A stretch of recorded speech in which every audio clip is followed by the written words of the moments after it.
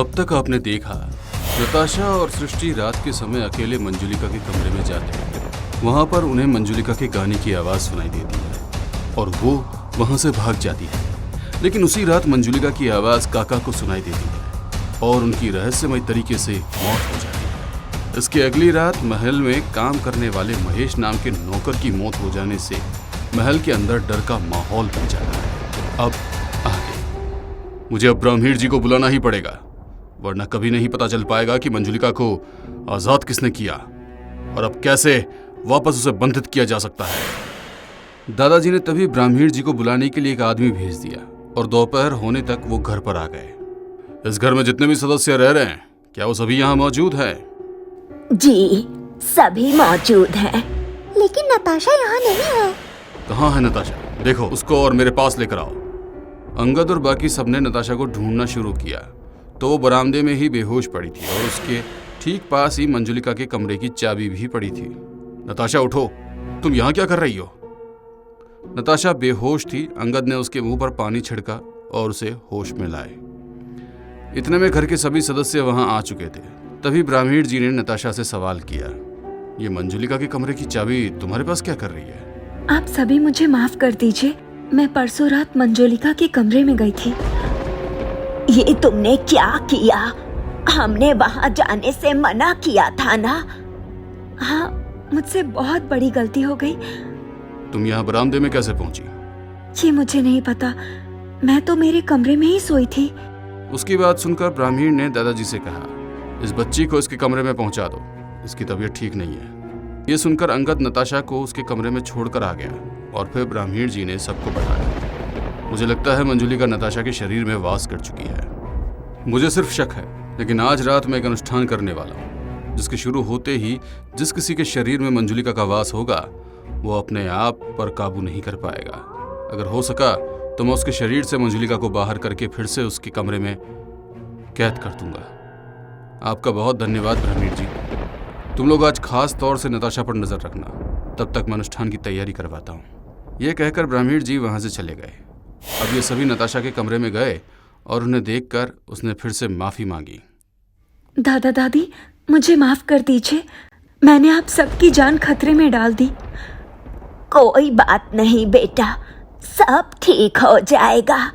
लेकिन ये मंजुलिका है कौन और क्यों वो उस कमरे में कैद थी? इस पर सभी दादी के चेहरे की तरफ देखने लगे और उन्होंने मंजुलिका की कहानी बताना शुरू कर दिया। ये बात 17वीं शताब्दी की है। हमारे पूर्वज राजा चिरंजीवी बल्लभगढ़ पर राज किया करते थे।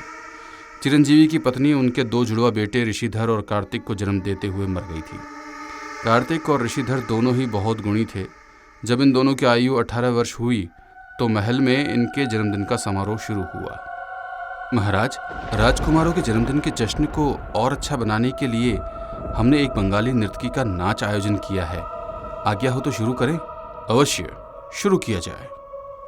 पेश है बंगाल की सबसे खूबसूरत और निपुण नर्तकी, दिलों पर राज करने वाली मंजुलिका।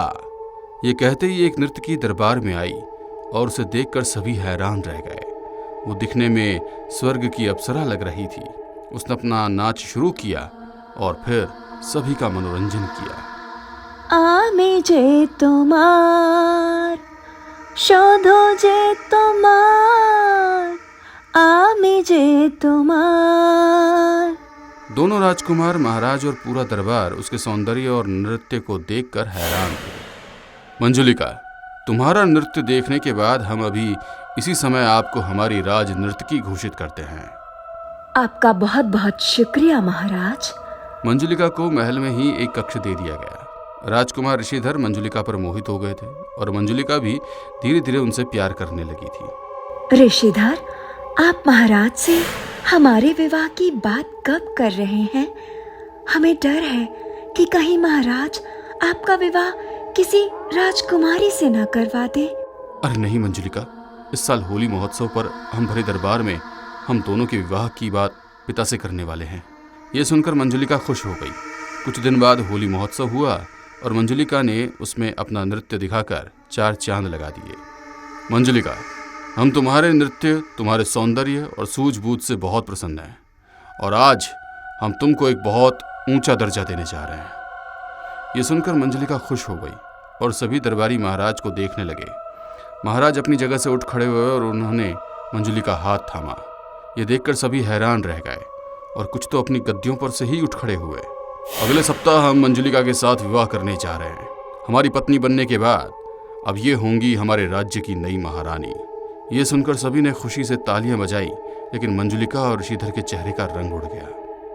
क्या हुआ मंजुलिका, तुम खुश नहीं लग रही? महाराज, राजकुमार ऋषिधर ने आपसे कुछ नहीं कहा? यह सुनकर महाराज ने ऋषिधर की तरफ देखा। पिताजी, हम दोनों एक दूसरे को पसंद करते हैं। आज हम आपसे हमारे विवाह की बात भी करने वाले थे। हम आपसे शादी नहीं कर सकते महाराज। हम ऋषिधर से प्यार करते हैं। यह सुनकर महाराज ने अपनी तलवार निकाली। एक नर्तकी होकर तूने हमारा प्रस्ताव ठुकराया, और वो भी इस राजकुमार की वजह से, जो कि हमारा ही पुत्र है। अब ये देख मैं क्या करता हूँ।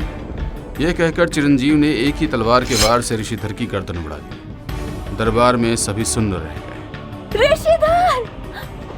मंजुलिका ऋषिधर के पास जाना चाहती थी, लेकिन तभी राजा ने उसके पेट में भी तलवार घुसेड़ दी। मैंने ऋषिधर के साथ क्या क्या सपने सजाए थे। हमारा घर होगा, बच्चे होंगे, परिवार होगा, लेकिन तूने मेरे ही सामने मेरे प्यार को मारकर वो सभी सपने तोड़ दिए। जैसे मैं मेरे परिवार को बनते नहीं देख पाई, वैसे ही तू भी नहीं देख पाएगा। नहीं देख पाएगा तू। मैं वापस आऊंगी, तुझे मारूंगी और तेरी पीढ़ी को मैं पैदा नहीं होने दूंगी। तेरी पीढ़ी में पैदा होने वाला पहला हर बच्चा खत्म कर दूंगी। इस तरह मेरा श्राप कभी खत्म नहीं होगा, कभी नहीं होगा। मंजुलिका ने जैसा कहा था वैसा ही किया। चिरंजीवी की पीढ़ी में पैदा होने वाला हर पहला बच्चा वो मार दिया करती थी। तकरीबन 100 साल तक उसके श्राप से जूझने के बाद भारत के 4 महान तांत्रिक आए और उन्होंने मंजुलिका को उसके कमरे में कैद कर दिया। अंगद मेरा इकलौता बेटा है, मैं उसकी जान खतरे में नहीं डाल सकती। मुझे यहाँ नहीं रुकना। भागने से कुछ नहीं होगा बेटा। मंजुलिका अब बंधन मुक्त है, वो महल से बाहर भी जा सकती है। नताशा, तुम आराम करो और कमरे से बाहर मत निकलना। मैं ब्रह्मीर जी के पास जा रहा हूँ, हम सब हेल्प करेंगे। जल्दी अनुष्ठान की तैयारी हो जाएगी। ये कहकर वो सभी नताशा के कमरे से बाहर निकल आए। अनुष्ठान की तैयारी करते करते रात के 8 बज गए। सृष्टि बेटा, तुम रोजाना की तरह नताशा के पास जाओ और उस पर नजर रखो। जैसे ही तुमको उसके अंदर कुछ अजीब दिखाई दे या उसका बर्ताव बदलाव दिखाई दे, तो तुम फौरन कमरे से बाहर आकर कुंडी लगा देना और हमें बुला लेना। उसके बाद जो करना है वो हम कर लेंगे। ये सुनकर सृष्टि डरते हुए नताशा के पास चली गई।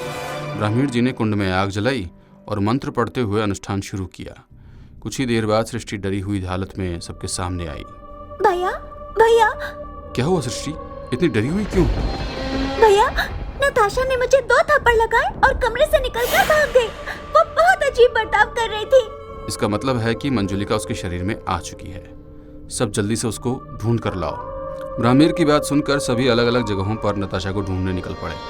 अंगद भैया, आप मेरे साथ आओ। मुझे लगता है वो मंजुलिका के कमरे में ही होगी। अंगद सृष्टि के साथ मंजुलिका के कमरे में गया।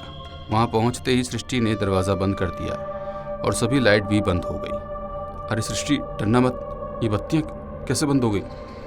तभी छन छन की आवाज कमरे में गूंजने लगी, जिसे सुनकर अंगद चौंक पड़ा। अचानक से लाइट वापस जल उठी और सामने उसने सृष्टि को खड़ा पाया। सृष्टि ने लाल साड़ी पहनी हुई थी, बाल बिखरे हुए थे, काजल फैला हुआ था। उसका पूरा शरीर मंजुलिका के गहनों से लदा हुआ था। इस तरफ इन सभी को नताशा एक कमरे में मिली। उसके हाथ और पैर बंधे हुए थे। अरे नताशा बेटा, ये तुम्हारे साथ किसने किया? दादाजी ने उसके हाथ पैर खोले तो नताशा ने चैन की सांस ली। दादाजी, मुझे सृष्टि ने बांधा है और उसके बाद मुझे यहाँ बंद करके चली गई। जब से मैं और वो मंजुलिका के कमरे में गए थे, उसके ठीक बाद से ही वो रात के टाइम कमरे से निकल जाया करती थी और बहुत देर में वापस आती थी। मैंने आप सभी को वो बात इसलिए नहीं बताई क्योंकि मैं नहीं चाहती थी कि आपको हमारी मंजुलिका के कमरे में जाने वाली बात पता चले। इसका मतलब है कि मंजुलिका सृष्टि के शरीर में है। हे भगवान, अंगद तो सृष्टि के साथ ही गया है। चलो जल्दी। सृष्टि को इस अवतार में देखकर अंगद हैरान रह गया। मुझे तुम्हार শুধু যে তোমার আমি যে তোমার। वो अंगद के सामने खड़ी हुई नृत्य कर रही थी और भयानक आंखों से बार बार उसी की तरफ देख रही थी। मैंने मेरी नताशा पर शक करके ठीक नहीं किया। मंजुलिका उसके नहीं बल्कि सृष्टि के शरीर में है। हे भगवान। আমি যে তোমার শুধু যে তোমার আমি যে তোমার। अंगद उसके सामने बिल्कुल पुतले की तरह खड़ा हुआ था।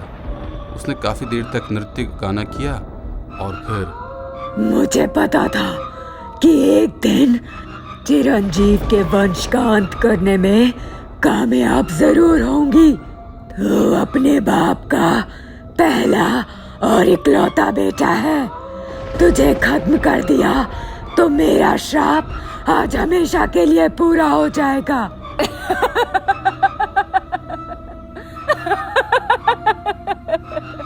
सृष्टि होश में आओ। सृष्टि के अंदर घुसी मंजुलिका ने अंगद का मुंह पकड़कर नोच दिया। उसे जमीन पर गिराकर उसने 2 बार उसके सीने पर अपने तेज पंजों से हमला किया।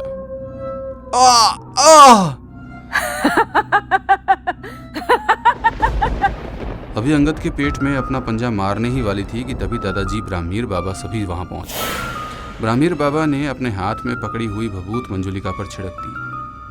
जय हनुमान। हट जा यहाँ से तांत्रिक।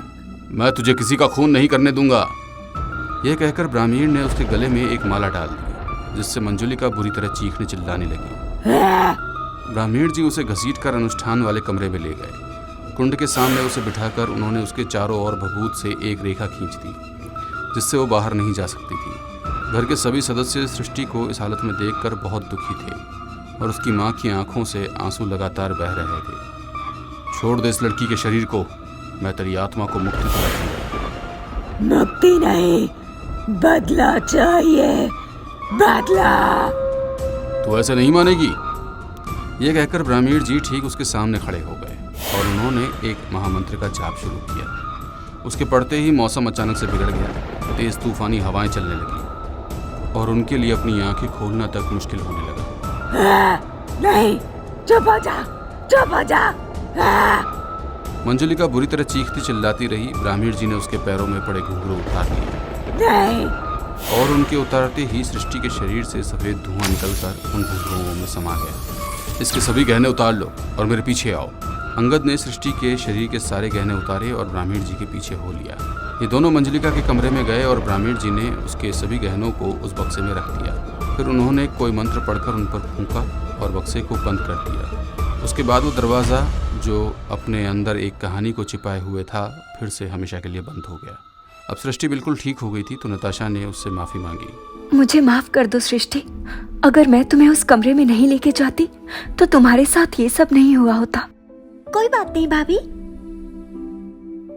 उसके मुंह से भाभी सुनकर नताशा को बहुत अच्छा लगा और सभी के चेहरों पर मुस्कान छलक आई। আমি যে তোমার শুধু যে তোমার আমি যে তোমার।